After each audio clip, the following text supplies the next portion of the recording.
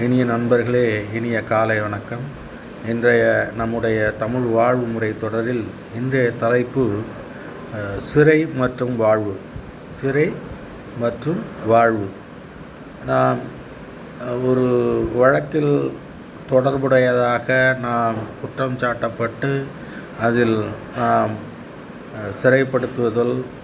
சிறைப்படுத்துவதால் மட்டுமே நாம் சிறைப்படுவது கிடையாது. அதேபோல் நாம் வாழ்வை தேடிக்கொண்டு வாழ்வதும் கிடையாது. இயற்கை நம்மை வாழ வைக்கிறது. நாம் தான் நம்மை சிறைப்படுத்தி கொள்கிறோம். நன்றாக எண்ணி பார்த்தால் இது நலமே புரியும். முதலில் சொல்வதானால், நாம் எப்பொழுதெல்லாம் தீய வகை அல்லது நன்மைக்கு ஒவ்வாத ஒரு சில காரியங்களில் ஈடுபடுகிறோமோ அப்போதெல்லாம் நாம் இயற்கையின்பால் சிறைப்படுகிறோம் என்று சொன்னால் நாம் நம்மையே சிறைப்படுத்திக் கொள்கிறோம். உதாரணமாக எடுத்துக்கொண்டால், காஃபியோ டீயோ இயல்பானது. இயற்கைக்கு சிறிதளவேனும் முறையற்றது என்ற ஓரளவுக்கு முறையற்றது என்றாலும் மோரும் பாலும் நலம், தயிரும் நலம். டீ காஃபி ஓரளவுக்கு பரவாயில்லை. ஆனால் நாம் ஒரு வகையில் ஏதோ ஒரு ட்ரிங்க், ஒரு பீரோ அல்லது ரம்மோ ஏதோ நம்முடைய நண்பர்கள் வேண்டுமென்று தானே அதில் தன்னை ஆட்படுத்தி கொண்டார். அவர்கள் சற்றேறக்குறைய ஒரு 6 மணி நேரம் தன்னை சிறைப்படுத்தி விடுகிறார்கள், தன்னையே மறந்து விடுகிறார்கள். அதே போல் பழக்க வழக்கங்கள் இப்படியாக, நண்பர்கள் இப்படியாக, சமுதாயத்தில் நாம் எப்படி நம்மை வெளிப்படுத்திக் கொள்கிறோமோ அப்படியே நம்மை அது பார்க்கிறது. நாம் ஒரே ஒரு நாள் இத்தனை ஆண்டு காலமாக புனிதனாக வாழ்ந்து, நமக்கு தெரிந்த வரை புனிதனாக சிறந்தவனாக வாழ்ந்து, சிறிது காலமேனும் தவறான வழிக்கு நாம் சென்று விட்டோமானால் அத்தனையும் முடிந்து போய்விடும். அதை மீட்டெடுத்து கொள்வதானால் அதற்கு நம்முடைய எதிர்காலம் முழுமையும் அதற்கு நாம் செலவழிக்க வேண்டும். என்றைக்கு நாம் தூய்மையானவனாக இருந்து பிறகு அதில் தவறான வழிமுறைக்கு நாம் கட்டுப்பட்டோமானால் அதிலிருந்து மீண்டு வந்து நின்று ஆக வேண்டுமென்றால் ஒரு நாள் மட்டுமல்ல, தினந்தோறும் அதற்கு நாம் பாடுபட வேண்டும். அதனால்தான் ஆல்கஹாலிக் அனானிமஸ் AA என்று ஒரு அமைப்பு இருக்கிறது. அதில் இன்று ஒரு நாள் மட்டுமாவது நாம் குடிக்க மாட்டேன் என்று பிரதிஜை எடுத்துக்கொண்டு நான் வாழ வேண்டும் என்கிற தன்மையை கற்றுக் கொடுக்கிறார்கள். ஏனென்றால் ஒரு சிக்கலில் அகப்பட்டு கொண்டோமானால் அதிலிருந்து மீண்டு விடலாம். ஆனால் அந்த மது போன்ற பழக்கங்களில் நாம் ஒரு முறை கட்டுப்பட்டால் போதும் முடிந்து விட்டது கதை. அதிலிருந்து மீண்டு வருவது என்றால் நாம் முடியாத, தினந்தோறும் போராட வேண்டும். இன்று ஒரு நாள் மட்டும் நான் குடிக்க மாட்டேன் என்கிற சபதம் எடுத்து அன்று குடிக்காமல் இருந்து, மறுநாள் அதே சபதம் எடுத்து குடிக்காமல் இருந்து தினந்தோறும் போராட வேண்டும். இது எப்பேற்பட்ட சிறையிலிருந்து விடுதலை பெறுவதற்கு நாம் எப்பேற்பட்ட முயற்சி எடுக்க வேண்டியிருக்கிறது என்பது, விடுதலையில் நமக்கு விடுதலையாக சுதந்திரமாக வாழும் பொழுது நமக்கு விடுதலையும் சுதந்திரமும் எவ்வளவு பொக்கிஷம் போன்றது என்பது தெரியாது.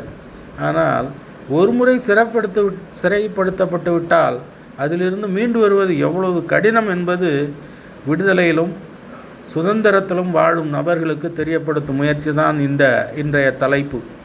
ஏனென்றால் ஓர் முறை என்ன இருக்கிறது என்று அதில் பார்ப்போம் என்று சிக்கி கொண்டு விட்டால் அதிலிருந்து மீண்டு வருவது மிக கடினம். ஏனென்றால் மீண்டும் அதையே என்ன தோன்றும். உடலில் டோபமைன் என்கிற ஒரு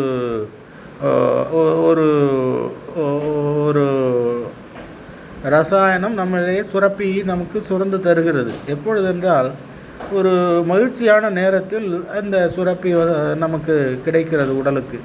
அது நமக்கு சந்தோஷம் தரும் ஒரு நிகழ்ச்சி ஏதாவது ஒன்று நடக்கும் பொழுது நம் உடலில் அது சுரக்கிறது. ஆனால் காலப்போக்கில் ஒரு ஒரு மது பழக்கத்திற்கோ ஏதோ ஒரு பழக்கத்திற்கு நாம் அடிமைப்பட்டோம் என்றால், அடிமைப்படுத்துதல் என்று சொல்வதை விட ஆட்பட்டோம் என்றால், அது மீண்டும் மீண்டும் அந்த டோபமைன் நமக்கு அந்த குறிப்பிட்ட அந்த சுரப்பி அது சுரக்கும் தன்மை நல்ல தன்மையில் இயற்கையாக அமைந்திராமல் செயற்கையாக நாம் ஏற்படுத்தி கொண்டதில் போய் நம்முடைய மனம் ஆட்பட்டுவிடும். அப்படி ஆட்பட்டதென்றால் நாம் அதிலிருந்து மீண்டுவது என்பது எவ்வளவு மிக கடினம் என்பது நாம் உருவகம் செய்து பார்த்தால் தெரியும். நல்ல தன்மையாக ஒரு முறை காலையில் பல் துலக்கிவிட்டு முகசவரம் செய்துவிட்டு குளித்து விட்டோம் என்றால் அன்றைய நாள் நமக்கு தெளிவாக சுதந்திரமாக தெரியும். ஆனால் ஒரு முறையற்ற வாழ்க்கையில் நம்மை நாமே சுத்தப்படுத்தி கொள்ளாமல் வாழ்வதே நம்மை நாமே சிறைப்படுத்தி கொள்வதாகும். அதே போல தான் மது பழக்கமும், அதே போல்தான் சில கெட்ட பழக்க வழக்கங்களும். ஒரு முறை நாம் ஆட்பட்டோம் என்றால் வாழ்நாள் முழுவதும் நம்மை அது ஆட்கொண்டு விடும். நாம் ஆட்படுவது தான் தவறு, அதிலிருந்து மீண்டு வருவது என்பது மிக கடினம். ஆனால் பொது பார்வையில் நாம் ஏதோ ஒரு வகையில் நலமே உள்ளோம் என்று தான் நினைப்போம். ஆனால் நம்முடைய கருவறுக்கும் விஷயம் வேறொன்றும் இல்லை, மது பழக்கம் போன்ற தீய பழக்கங்களுக்கு அடிமையாவது என்பதுதான் அதில் உள்ள உண்மை. எனவே கூடுமான வரையில் நம்முடைய என்எஸ் கிருஷ்ணன் பாட்டு ஒன்று இருக்கிறது. காலையில் எந்திரிச்சோன்னே ஏதாவது தண்ணி அடிக்கணும்னு தோணுதா, மோரை குடி.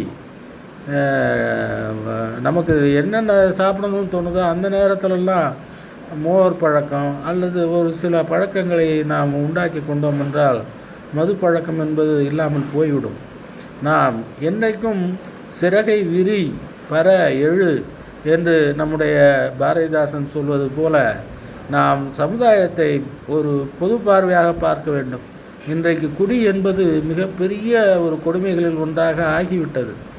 ஏனென்றால் குடிப்பழக்கம் இல்லாத நபரே கிடையாது என்கிற அளவிற்கு இளமையிலேயே 17 வயது ஆகிவிட்டால் அவன் எந்தவித கெட்ட பழக்கத்திற்கும் ஆட்படலாம், அதிலிருந்து மீண்டு வருவதற்கு ஒரு திருமணம் செய்து வைத்து விட்டால் போதும் என்று தாய் தந்தைமார்கள் நினைக்கும் அளவிற்கு ஒரு திருமணம் நடந்தால் அதற்கு குடி அன்றி ஒரு பேச்சுலர் பார்ட்டி இல்லாமல் எந்த ஒரு திருமணமும் நடைபெறுவது கிடையாது என்கிற அளவிற்கு இருப்பது என்பதால் நாம் எப்பேற்பட்ட விடுதலை, காந்தியார் வாங்கி தந்த விடுதலையை நாம் காற்றில் பறக்க விட்டு விடுகிறோம்.